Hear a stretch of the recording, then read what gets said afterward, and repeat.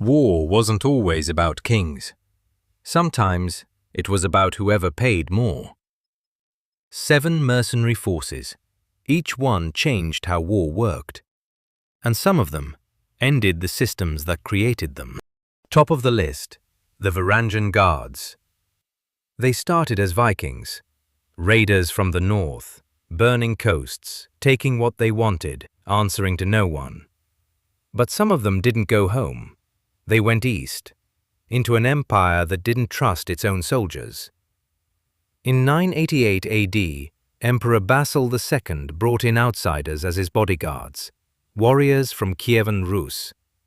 They became the Varangian Guard.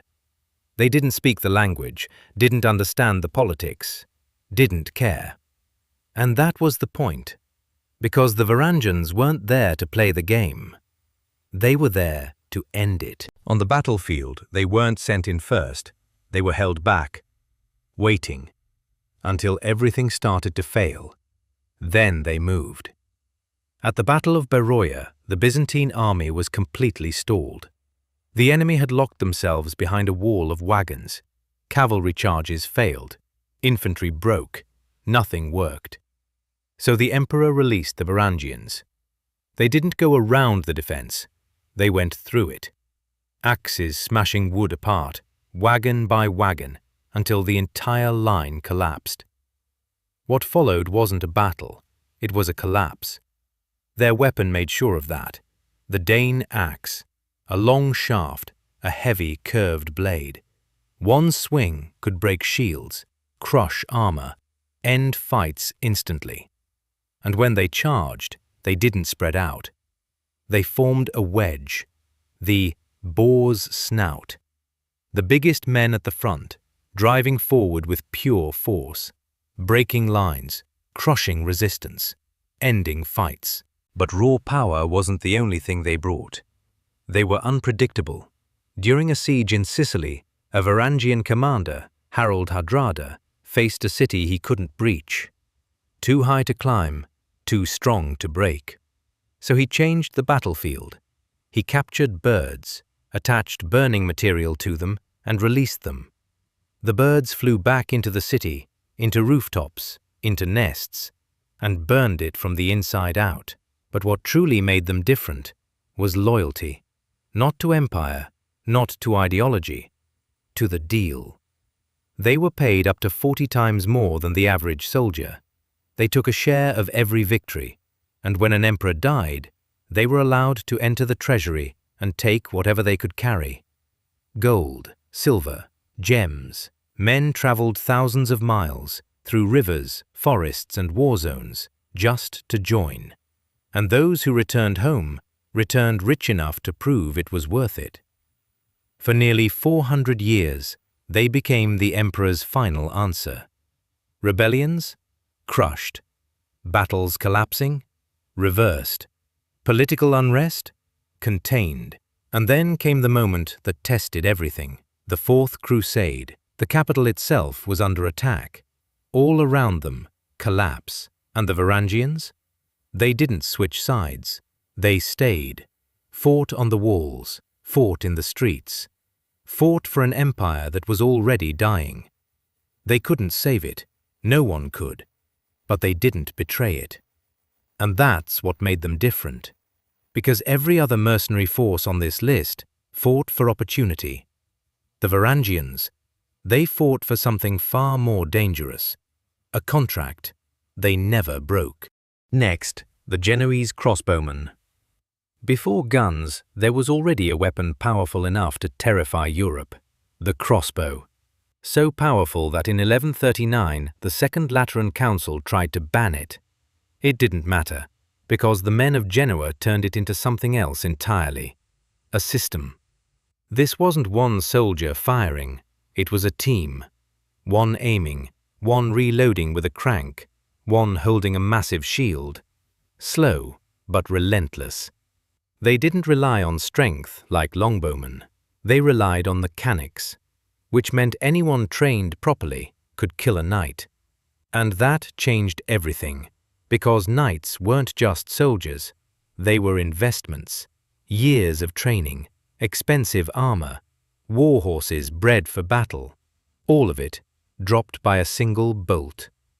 In 1346, at the Battle of Crécy, thousands of Genoese were hired to stop the English. Then it rained. Their bowstrings stretched. Their shields never arrived. The ground turned to mud. They advanced anyway, fired. The bolts fell short, and when they pulled back, their own allies turned on them. French knights charged straight through their lines, cutting them down from behind, massacred by both sides. And yet, kings kept hiring them, because when conditions were right, they erased the advantage of nobility. Next, the Catalan Company. Most mercenaries fight for gold. The Catalan Company fought for revenge. They came from the brutal frontier of the Crown of Aragon. Men called Almogavars, light armor, fast movement, no fear. Before battle, they struck steel against stone, sparks flying, and screamed, "Desperta ferro!" Awaken iron. Then they proved it wasn't just for show. In 1303, the Byzantine Empire hired them to stop the Turks. They didn't push the enemy back, they destroyed them. Entire forces wiped out, cities reclaimed. But success made them dangerous. So the emperor invited their leader, Roger de Flor, to a banquet and had him killed. The leaderless Catalans didn't flee. They declared the Catalan vengeance. They rampaged through Greece for years, defeating every army sent against them. Eventually, they didn't just win a battle. They conquered the Duchy of Athens and ruled it for 80 years. The consequence was a permanent scar on the Byzantine psyche. They proved that if you stiff the bill for a professional army, you don't just lose your money, you lose your empire. Next in the list, the White Company, the Corporation of Carnage. If the Catalans were chaos, the White Company was a business. Led by the Englishman Sir John Hawkwood, this unit was the most professional outfit in 14th century Italy. They were famous for their white armor, polished so brightly it shone like a mirror in the sun. Their mechanism was the lance system, a tactical unit composed of a man-at-arms, a squire, and a page. They mastered the art of the night attack and the rapid march. They weren't just fighters, they were innovators of logistics aided by English long bowmen. It was organized violence, structured units, clear pay, reliable results. But their real weapon wasn't combat, it was leverage. They didn't just fight wars, they sold the threat of war. Pay us, or we burn your land. And it worked. Cities paid them to stay away. Rulers hired them to intimidate rivals. At the Battle of Castagnaro, Hawkwood proved it wasn't just intimidation. Outnumbered, he used terrain to trap a larger army, then destroyed it. Clean, efficient. At his peak, he wasn't just a commander, he was power. And when he died, he was honored like a noble. A mercenary, buried with respect. But the company didn't last.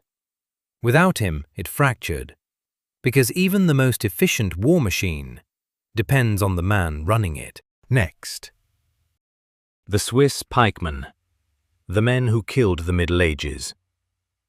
For centuries, the knight was the king of the battlefield. Then came the Swiss. They didn't have armor, they didn't have horses. They had an 18-foot stick with a steel tip, the pike. The mechanism was the pike square, a solid block of 500 men bristling with steel points in every direction. It was a human hedgehog. But the Swiss weren't defensive, they were aggressive. They charged at a full run, keeping their formation perfect. Their policy was simple: no quarters. The Swiss did not take prisoners. If you surrendered, they killed you anyway.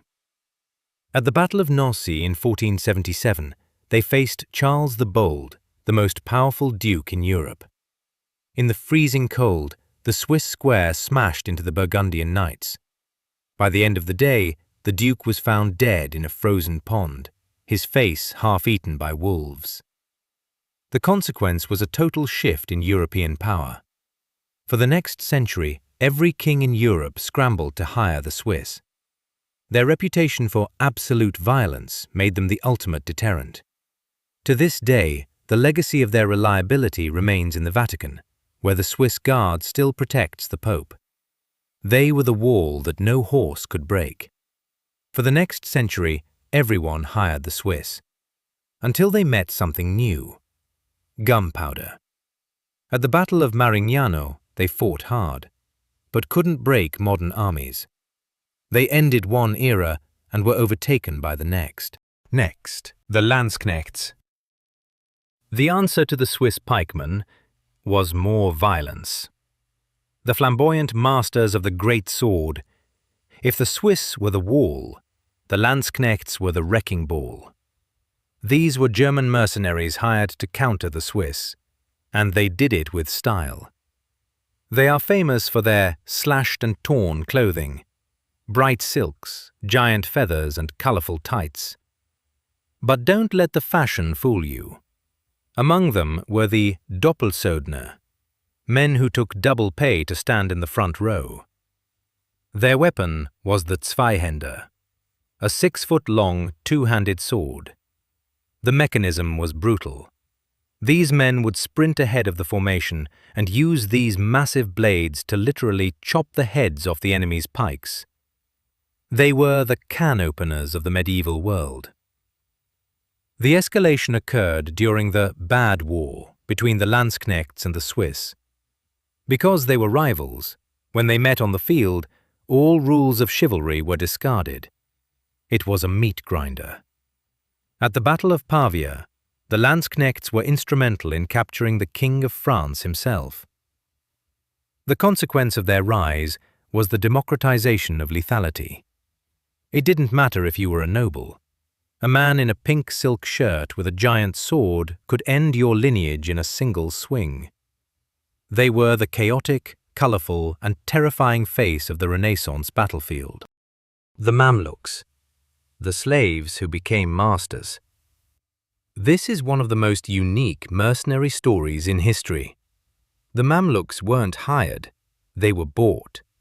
Captured as children from the steppes of Central Asia, they were converted to Islam and trained in a grueling military academy.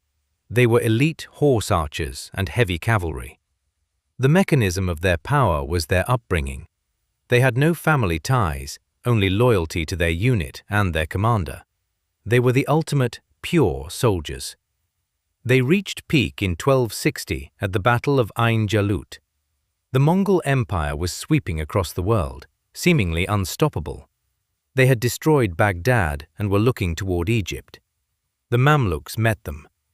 In a clash of the world's two greatest cavalry forces, the Mamluks did the impossible. They defeated the Mongols in close combat. The consequence was world-shaping. Egypt was saved, and the Mamluks didn't just go back to their barracks. They overthrew their masters and established a sultanate that lasted for centuries. They proved that a mercenary force, if given enough time and training, won't just fight for a country, they will eventually own it. This wasn't just history, it was evolution. War became mechanical, professional, profitable, and these men proved it. Because in the end, it wasn't kings who controlled war, it was the ones who knew how to sell it.